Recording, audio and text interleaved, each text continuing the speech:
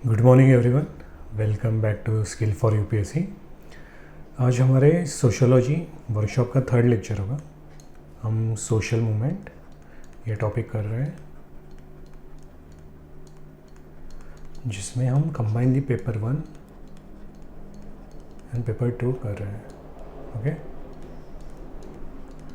सो lecture 1 में हमने theory पढ़ ली है। लेक्चर 2 में हमने स्टेज 1 आंसर राइटिंग कर लिया, जहाँ पे हम मैपिंग से देखे थे आंसर राइटिंग कैसे करना है, फ्रेमवर्क को मैप करके आंसर राइटिंग के साथ। अब हम लेक्चर 3 शुरू करने जा रहे हैं। ये होगी स्टेज 2 आंसर राइटिंग। इसमें हम फ्रेमवर्क का ही यूज़ करेंगे, बट फ्रेमवर्क सामने रख के नहीं करेंगे, ठीक है। डायरेक्टली आंसर लिखना शुरू करेंगे। सो लेक्चर 2 एंड लेक्चर 1 से हमारे पेपर 1 के PYQs ओवर हो जाएंगे 2015 तक। नेक्स्ट लेक्चर से हम पेपर 2 को शुरू कर देंगे। ओके, पेपर 2 का स्टेज 2 मतलब डायरेक्ट आंसर लिखना। सो शुरू करते हैं। क्वेश्चन है, are social movements primordial in means and progressive in agenda, explain. 2018 का क्वेश्चन है। अगर कोई वर्ड समझ में नहीं आए, फॉर एग्जाम्पल प्राइमोर्डियल, तो हमें हिंदी में लिख लेना है आदिम, ठीक। साधनों में आदिम मतलब प्राइमोर्डियल इन मीन्स। ओके, बोलना चाह रहा है कि जो एजेंडा होता है, जो एम गोल होते हैं, वो प्रोग्रेसिव होते हैं, मतलब राइट बेस होंगे या एनवायरनमेंट बेस होंगे, बट उसे अचीव करने के लिए जो इंस्ट्रूमेंट्स होते हैं, साधन, वो आदिम मतलब पुराने ट्रेडिशनल ही होते हैं। ये हमें बताना है। ओके, सो यहाँ पे हम एक काम कर सकते हैं। हम जब भी ट्राई करेंगे क्वेश्चन लिखने का, इनफ टाइम है हमारे पास, क्योंकि हमारे पास एक फॉर्मेट बना हुआ है, तो हमें पता है क्या लिखना है।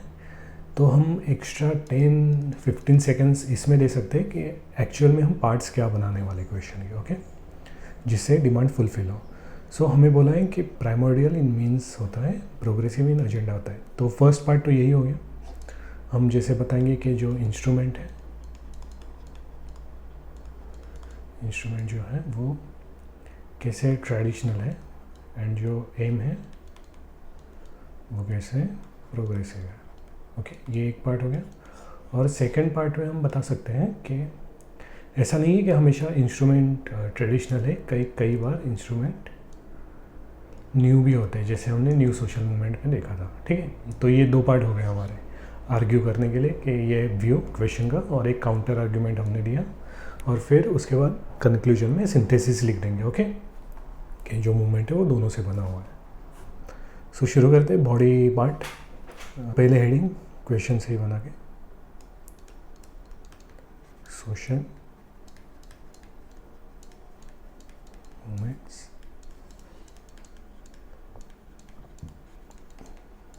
Primordial in means and progressive in agenda. Okay,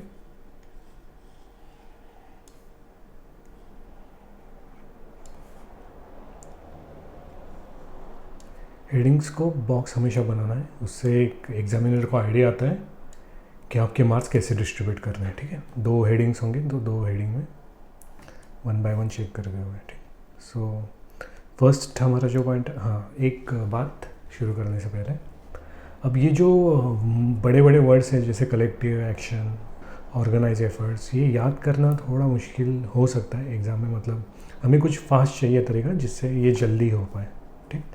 तो उसके लिए हम क्या करेंगे, एक्रोनिम टाइप का बना लेंगे। जैसे हमने इसका बनाया सोशल मूवमेंट का। सोशल मूवमेंट हम देखें कि ऐसे पॉइंट्स नहीं, वो लिंक्ड हैं एक दूसरे से और एक सीक्वेंस में है, इसलिए सीक्वेंस चेंज नहीं कर सकते हम, इसलिए कोई क्रिएटिव नहीं बना सकते, बट जो सीक्वेंस है उस हिसाब से आया है। AIC MIC VTI VTI। Okay, easy to remember हो जाता है, 1-2 बार कर लो आप, तो मे भी हो भी गया होगा अभी लास्ट क्लास से, ठीक। इस फ्रेमवर्क में ही हम लिखेंगे हमारा आंसर। सो फर्स्ट है ए, कलेक्टिव एक्शन। सो bloomer notes dissatisfaction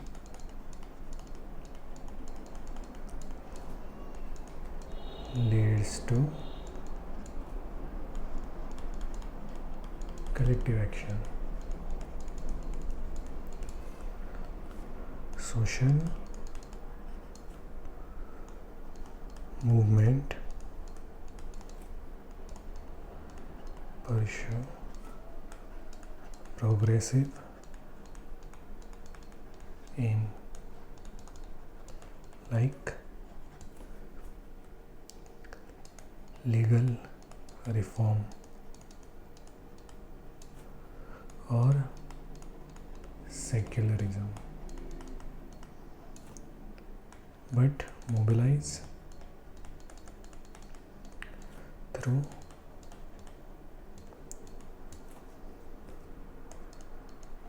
प्राइमोर्डियल। यहाँ पे हम ट्रेडिशनल भी लिख सकते थे, बट यूपीएससी ने एक अच्छा वर्ड दे दिया हमें, तो स्टार्टिंग इससे करने से पता चलेगा कि डिमांड मैच करके हम जा रहे हैं। ओके, एग्जामिनर को। So primordial basis of caste, kinship, etc. Example: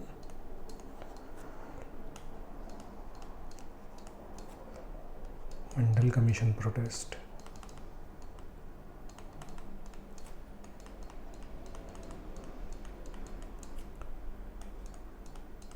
caste-based mobilization.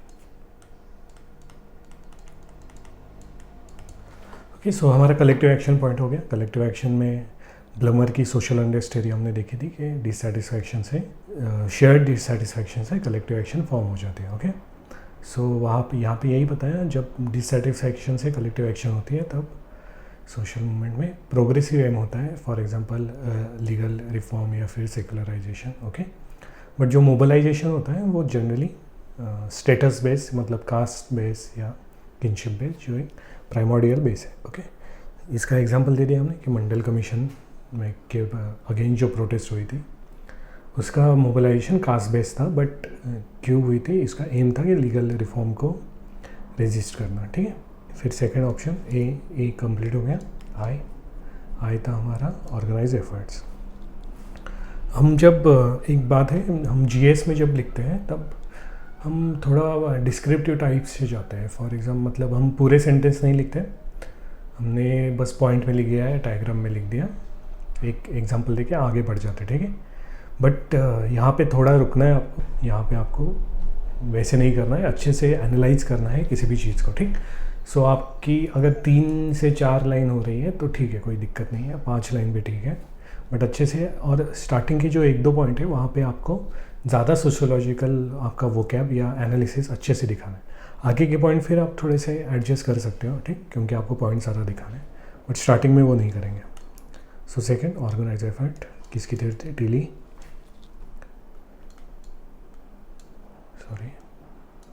टिलीज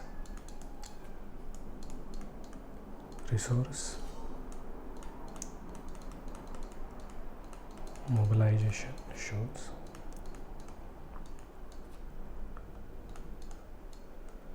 organized efforts often use traditional bodies like Jat Sabha और खाप।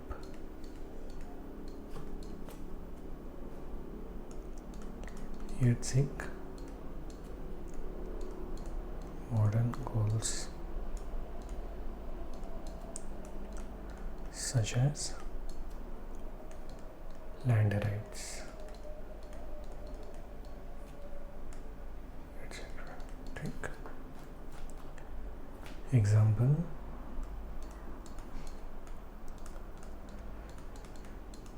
जो लास्ट ईयर हुआ था महाराष्ट्र में, Maratha agitation for reservation agitation, ये एक traditional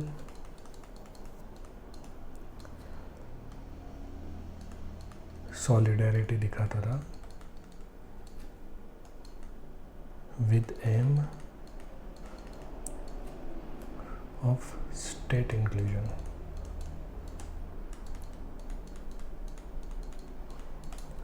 okay, so resource mobilization हो गया हमने, मतलब टिलीज की कंसेप्ट यूज़ किया और बताया, टिलीज की लेंस से हमने बताया, टिलीज का लेंस यूज़ करके कि कैसे मराठा एजिटेशन, मतलब मराठा एक ट्रेडिशनल सॉलिडेरिटी हो गई ना, राइट, ट्रेडिशनल ग्रुप, बट उनका एम था स्टेट इंक्लूजन, जो मॉडर्न स्टेट है उसमें इंक्लूजन। सो एम हो गया हमारा मॉडर्न, ठीक।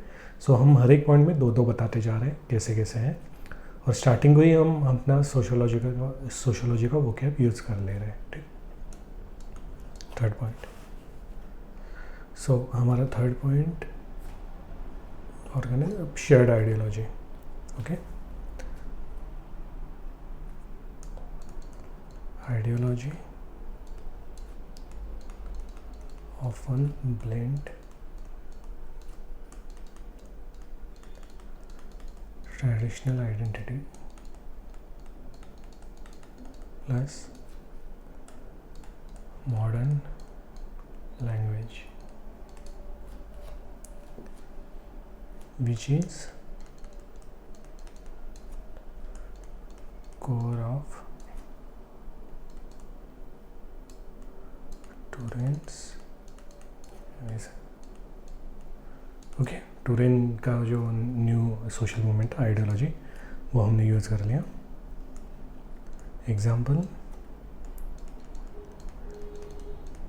Environmentalism combine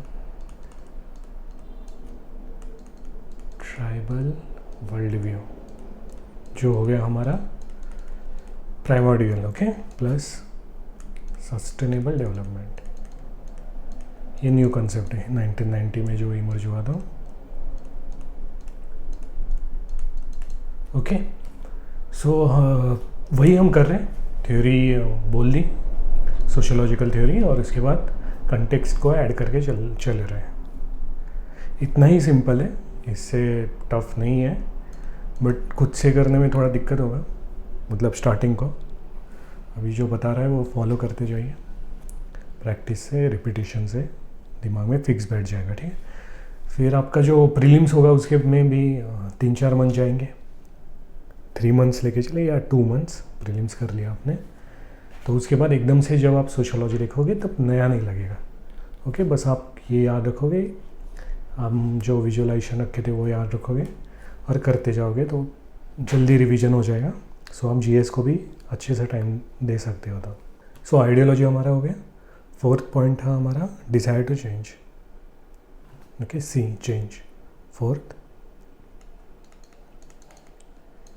grievances may originate in age-old discrimination, but resistance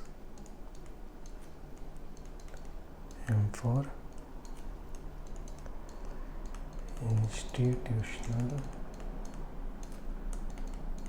transformation।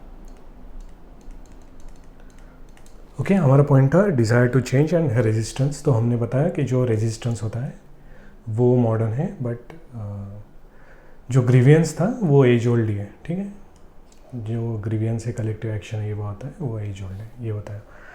सो यहाँ पे जो हमने पॉइंट देखा था डिज़ायर में, नेसेसिटी एंड पॉसिबिलिटी, ये 2 फैक्टर वो भी यूज़ कर सकते थे, बट ये 10 मार्कर ही है और डायरेक्ट रेजिस्टेंस से हो रहा है हमारा काम, तो उतना ही यूज़ किया हमने। ओके, सो एग्जांपल, सो हमने कहा था age old discrimination, but aim नया है, तो एग्जांपल भी इससे मैच होने वाला ही चाहिए। सो मैनुअल स्कैवेंजिंग,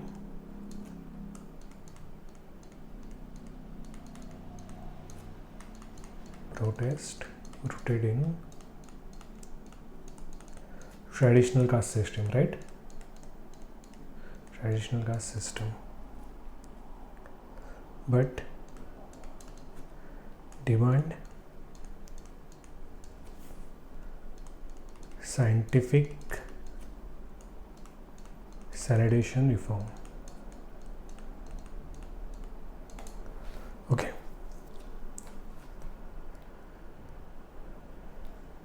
सो हमारा ये भी हो गया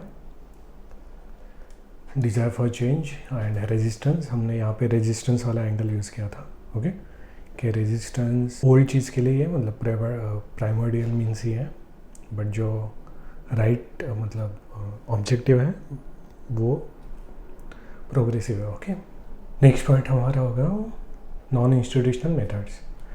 सो ये ठीक है, अभी पहले लिख लेते हैं, फिर एक पॉइंट बताता हूँ आपको. Fifth, non institutional methods.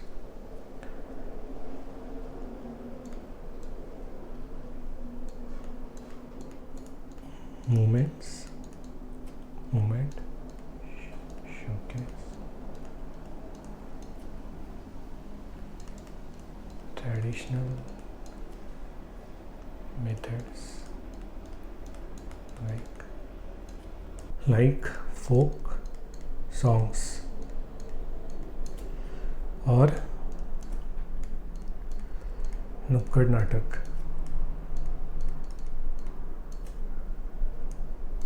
while describing present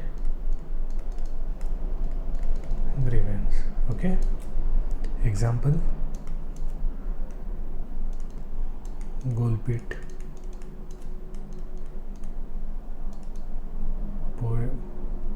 poetries,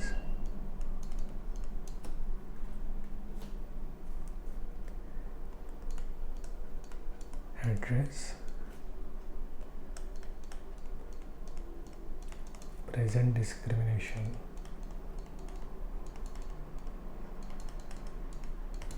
okay so non institutional methods में इंस्ट्रूमेंट हम पहले के यूज़ करते हैं, जैसे नुक्कड़ नाटक हो गया, फोक सॉन्ग्स हो गया, बट उनका जो कंटेक्स्ट होता है वो मॉडर्न होता है.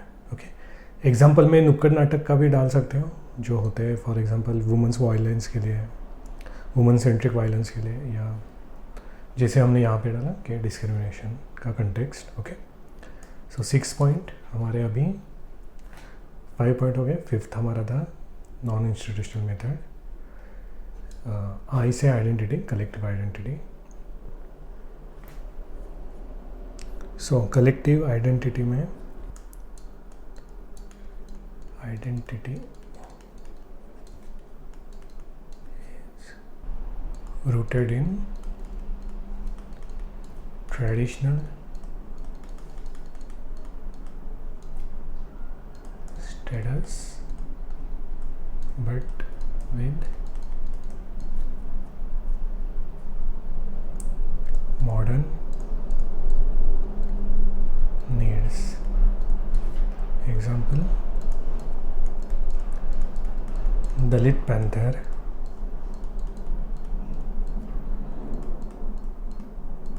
promoting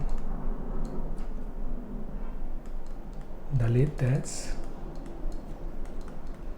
political identity.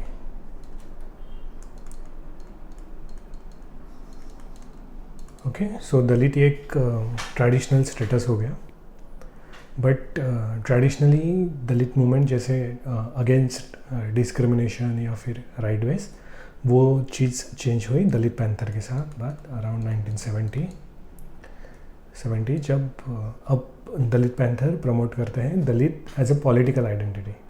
Okay political identity to gain political power. ये मॉडर्न ये हो गया, मॉडर्न गोल हो गया. सो हमारी आइडेंटिटी को देख लिया. सेकंड है conflict oriented. 7 many movement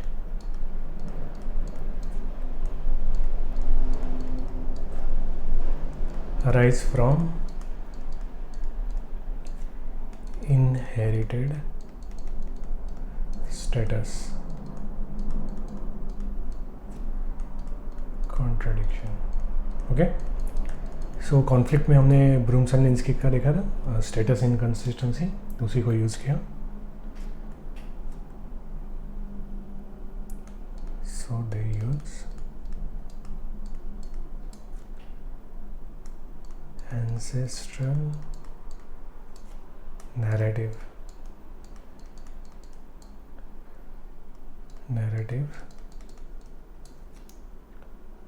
to claim modern justice.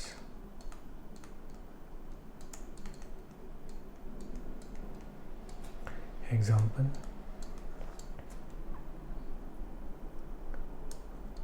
Dalit IIT student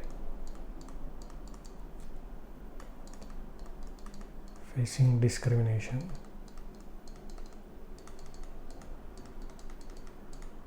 use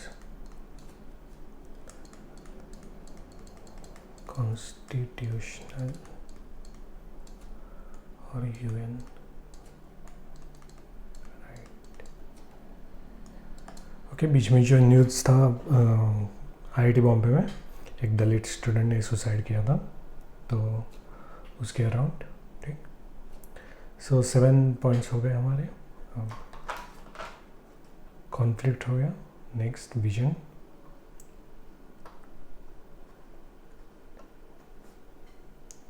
eight point. So vision is highly progressive with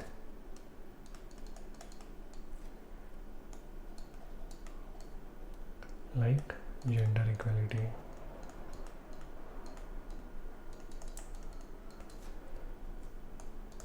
secularism by referring to past glory. Okay, so generally हम वही देखते हैं कि social movement में जो religion की या India की पास्ट ग्लोरी है, पास्ट हिस्ट्री है, उसका विटनेस मान के प्रोग्रेसिव राइट के लिए डिमांड करते हैं. Okay, for example use of Upanishad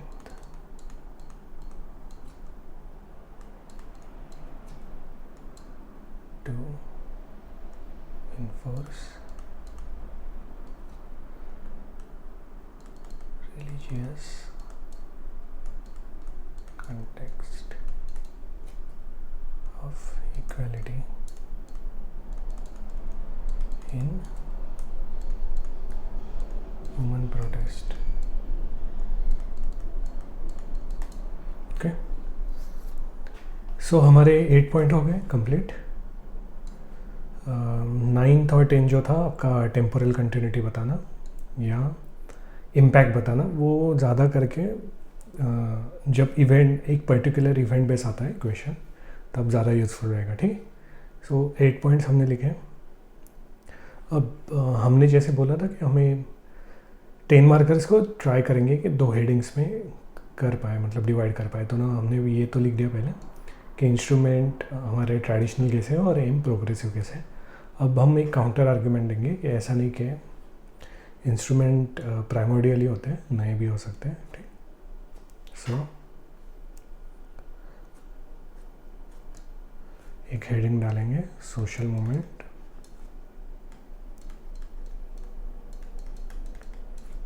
is carrying new social movement means.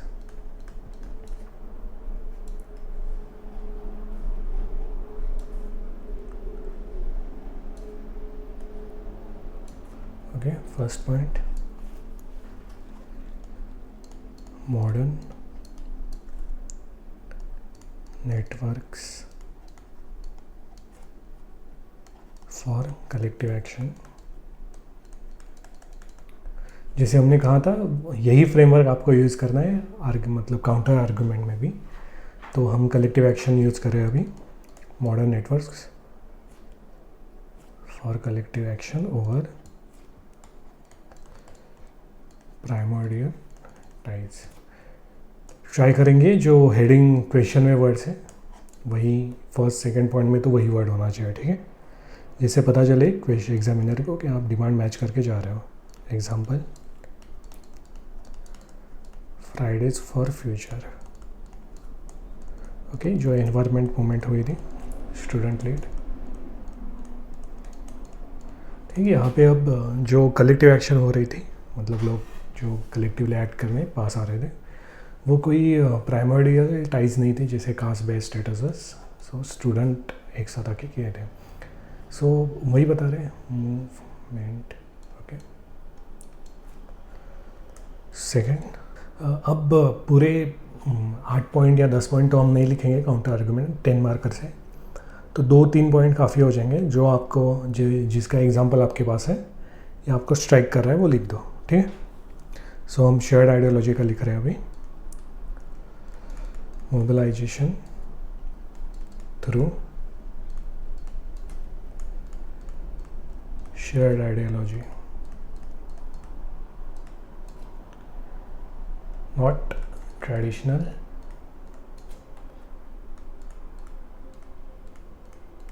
community loyalties, okay. Example,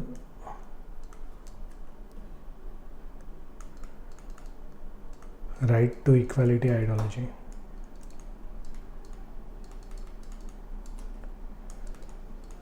ideology of women's protest absorbed all religious community, ठीक। सो आइडियोलॉजी राइट टू इक्वालिटी थी, women's protest ही होती है generally, और ऐसा नहीं होता कि Hindu woman ही या मुस्लिम या क्रिश्चियन, ठीक। तो जो ट्रेडिशनल कम्युनिटी लॉयल्टी होती है रिलीजियस के लिए या स्टेटस खास क्लास के लिए, वो नहीं रहती, बट एक शेयर्ड आइडियोलॉजी आगे आती है, ठीक, सोशल मूवमेंट में। सो ये थोड़े हमने काउंटर आर्गुमेंट देने और उसके बाद कंक्लूजन। सो जो आपको बात बताने वाला था मैं कि आपके पास जो 8-9 पॉइंट है ना, वो सब आपको 10 मार्कर्स में बहुत कम बार होगा कि आप सब पॉइंट्स यूज़ कर पाओ, ठीक, क्योंकि आप एनालिसिस करते जा रहे हो, थ्योरीज बताते जा रहे हो और एग्जांपल दे रहे हो। सो 1-2 क्वेश्चन में पॉइंट्स में आपने एग्जांपल कम कर दिया तो मे बी आपके 7-8 पॉइंट्स तक चले जाएंगे, बट पूरे पॉइंट्स यूज़ करना मुश्किल होता है। सो आपके पास कंटेंट बहुत है, आपको बस आगे जो याद आए, जिस क्वेश्चन याद आए, तो जब हमने ये क्वेश्चन लिखा तो अराउंड 5 पॉइंट्स ही आ पाए 1.5 पेज में, फिर हमें ये भी लिखना था आगे, ओके, 2 मूवमेंट्स। सो इनफ है, फिर भी 9-10 पॉइंट आपके हो जा रहे हैं कंक्लूजन और इंट्रो मिला के, ओके। सो ये क्वेश्चन कंप्लीट हो गया हमारा, ओके। सो नेक्स्ट क्वेश्चन पे जाते हैं। सो 2016 का क्वेश्चन है, examine the role of protest movements in changing the status of Dalit in India, okay. So हम 10-15 सेकेंड एक्स्ट्रा लेंगे सोचने को कि कैसे हमें फ्रेम करना है, ठीक, मतलब रियल एग्ज़ाम में, क्योंकि फ्रेमवर्क है तो वहाँ पे आपका बचने वाला है 30-40 seconds. So examine the role of protest movement in changing. So कहना चाह रहा है क्वेश्चन कि जो दलित है उनका स्टेटस चेंज हुआ है क्योंकि प्रोटेस्ट मूवमेंट की वजह से, ओके। ये हमारा हो गया फर्स्ट। सेकंड, हम एक डायमेंशन एक्सप्लोर करेंगे कि ऐसा तो है नहीं कि प्रोटेस्ट ही दलित का मूवमेंट स्टेट चेंज कर सकता है, कभी कभी स्टेट इनिशिएटिव भी हो सकता है, ओके। तो एक अदर डायमेंशन बोल के हम पॉइंट एक्सप्लोर करेंगे, उसमें बताएंगे कि नहीं बस प्रोटेस्ट नहीं, स्टेट भी कर सकता है। और एक पॉइंट हम बता सकते हैं कि अभी तक इतना चेंज नहीं हुआ है, जो चेंज हुआ है वो नहीं हुआ है, ठीक है। सो 10 मार्कर ही है, 1 हेडिंग, 2 हेडिंग, 3 हेडिंग, ऐसा अलग अलग करने से जो मेन क्वेश्चन है उसका एक हेडिंग बनाएंगे और अदर डायमेंशन में आपको जो लगता है इस क्वेश्चन के अराउंड ही, ठीक है, ऐसा नहीं बहुत दूर का होना चाहिए, वो हम लिख देंगे। सो सिंथेसिस, एंटीथेसिस दोनों हमारे हो गए, थेसिस, एंटीथेसिस, ठीक। कंक्लूजन में लिख देंगे सिंथेसिस। सो जो हम करते हैं, पहले हेडिंग डाल दिए, role of protest movements in changing the status of Dalit in India. Okay.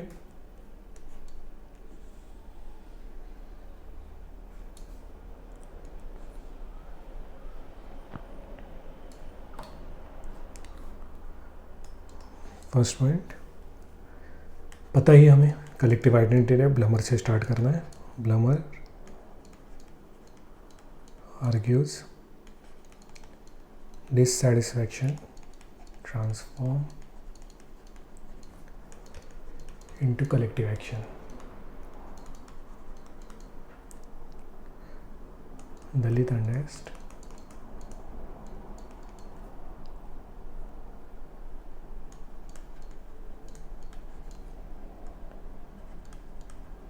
humiliation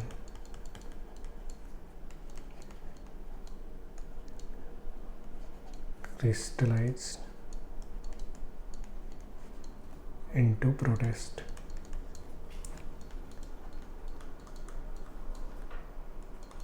That publicly challenged caste hierarchy. Okay. सो सबसे पहला इम्पोर्टेंट क्या हुआ कि दलित प्रोटेस्ट से कि चैलेंज हुआ, जो 2000 ओल्ड कास्ट हायरार्की थी उसे चैलेंज किया दलित प्रोटेस्ट ने. ये फर्स्ट हुआ कि ओके. और वो क्यों हुआ, तो यही हमने बताया कि ब्लमर से कैसे हुआ कि जो डिससेटिस्फैक्शन था शेयर्ड, वो कलेक्टिव एक्शन में ट्रांसफॉर्म हुआ, वही बताया. ओके. सेकेंड, ठीक, यहाँ पे भी लिख देता हूँ कि हमारा जो फ्रेमवर्क है AOIC MIC BTI. Okay. Collective action लिख लिया, O से organize effort.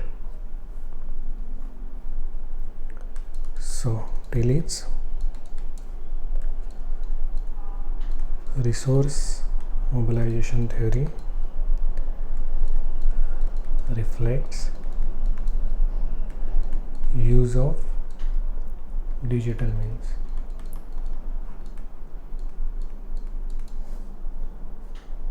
Hashtag Dalit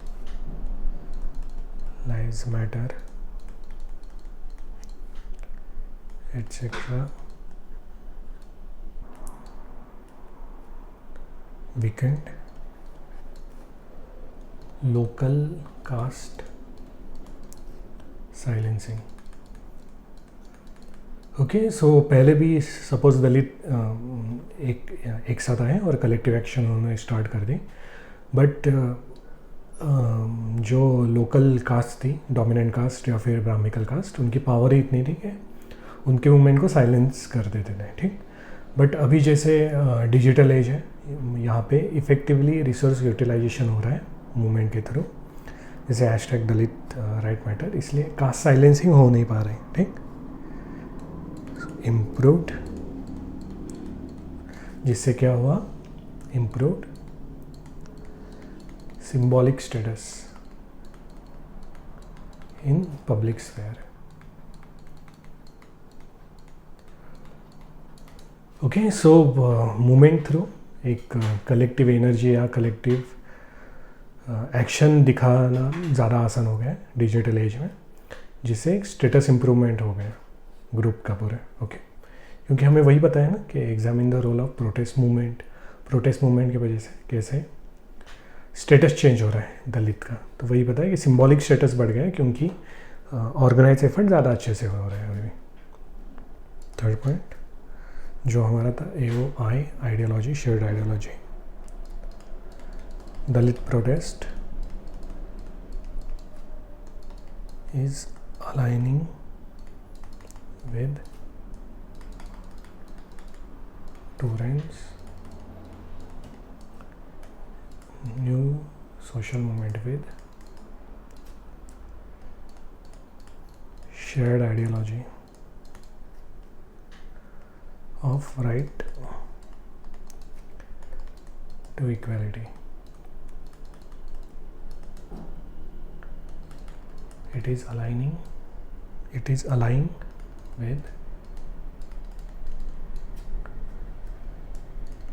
feminist or tribal movement. Such coalition promote Dalit issue as national concern.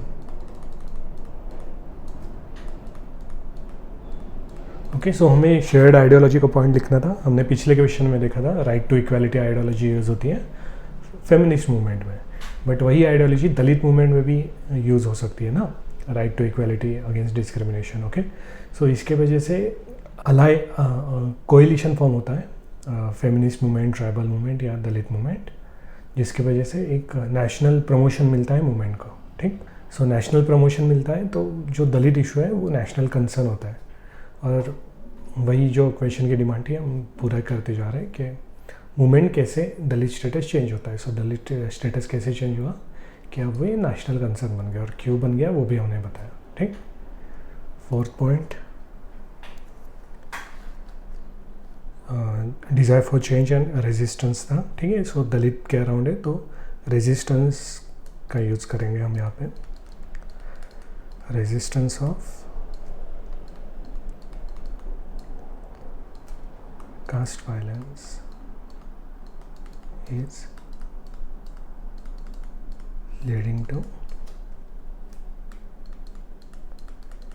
institutional reform. Okay, resistance की वजह से इंस्टीट्यूशनली रिफॉर्म हो रहा है. Example, Hathras protest pushed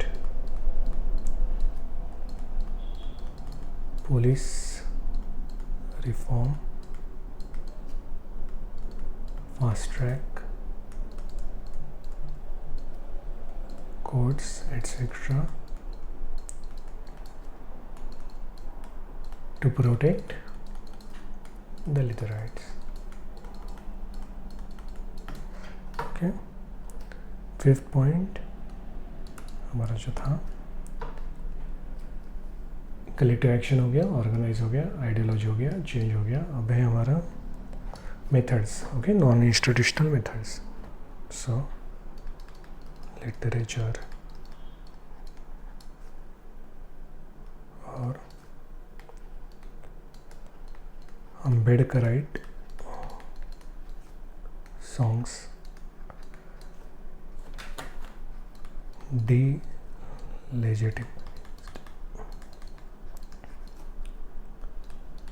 cultural और educational superiority of Brahminical dominance.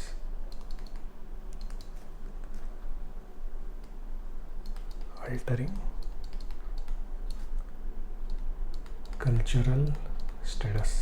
Okay, so जो Dalit literature है, जैसे हम गोलपीट पोइट्री देखी थी या अम्बेडकराइट जो सॉन्ग्स हैं, ओके, इसके वजह से जो एजुकेशनल एंड कल्चरल सुपीरियरिटी बोली गई है ब्राह्मणिकल डोमिनेंस की, मतलब पहले तक थी, वो अब अल्टर हो रहा है. ठीक, cultural status.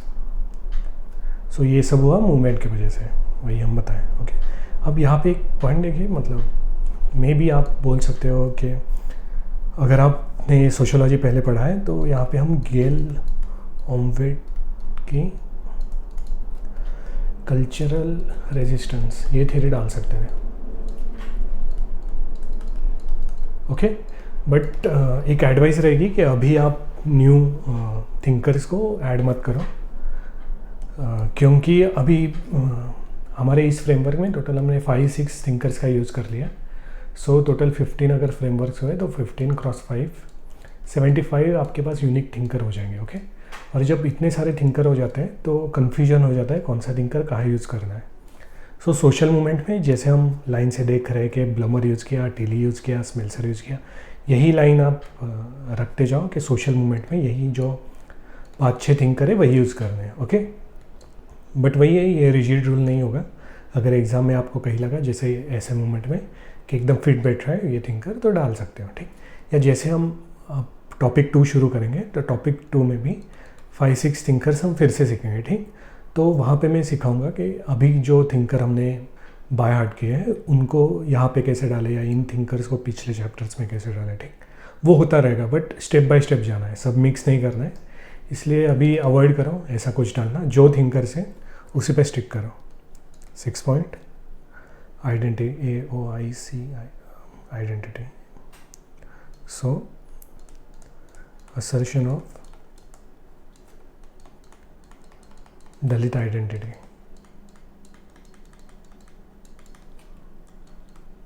Dalit Panthers reformed Dalit identity from victimhood to resistance, promoted modern political consciousness, Dalit. Okay, सो हमारे 6 पॉइंट हो गए, काफ़ी है।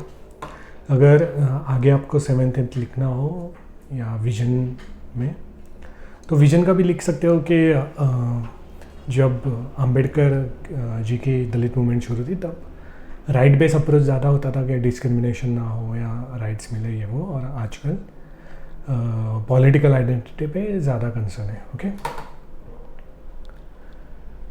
सो इतने पॉइंट काफ़ी रहेंगे। देखिए काफ़ी मतलब बड़ा हो गया आंसर। ठीक, तो जब हार्ड कॉपी पे भी हमने लिखा 6 पॉइंट्स आपके कंफर्टेबली आ रहे हैं। अगर आपको लग रहा है कि किसी एग्जाम्पल आपको नहीं आ रहा तो आप नेक्स्ट पॉइंट पे मूव हो जाओ। ओके, क्योंकि अभी भी 5-6 क्वेश्चन हो गए, हमारे आइडिया आ गई होगी कैसे फ्लेक्सिबल, मतलब फ्लेक्सिबल है फ्रेमवर्क आपको चाहो तो। सो 6 पॉइंट पे ही हम क्यों रखें, क्योंकि हमें अब अलग एंगल भी लिखना है। जैसे हमने बोला था कि ये तो फर्स्ट हो गया क्वेश्चन, बट इतना ही लिख के अच्छे से डिमांड मैच नहीं कर रही, मतलब फुलफिल नहीं हो रही। सो एक और डायमेंशन हम डालेंगे कि other dimension.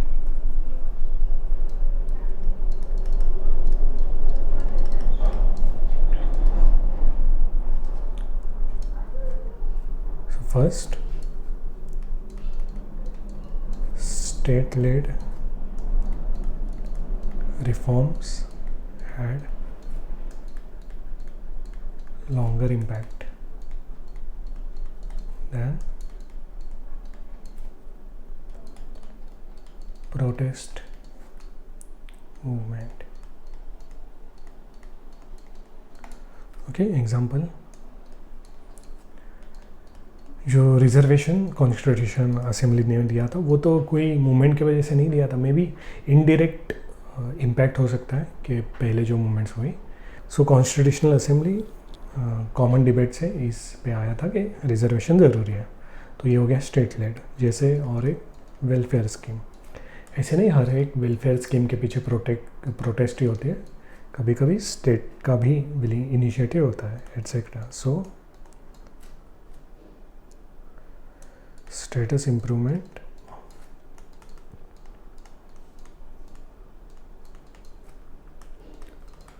often followed state intervention।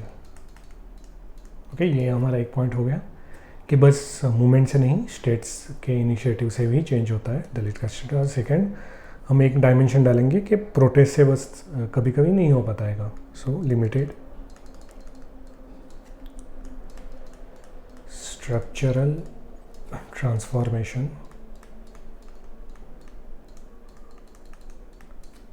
despite protest।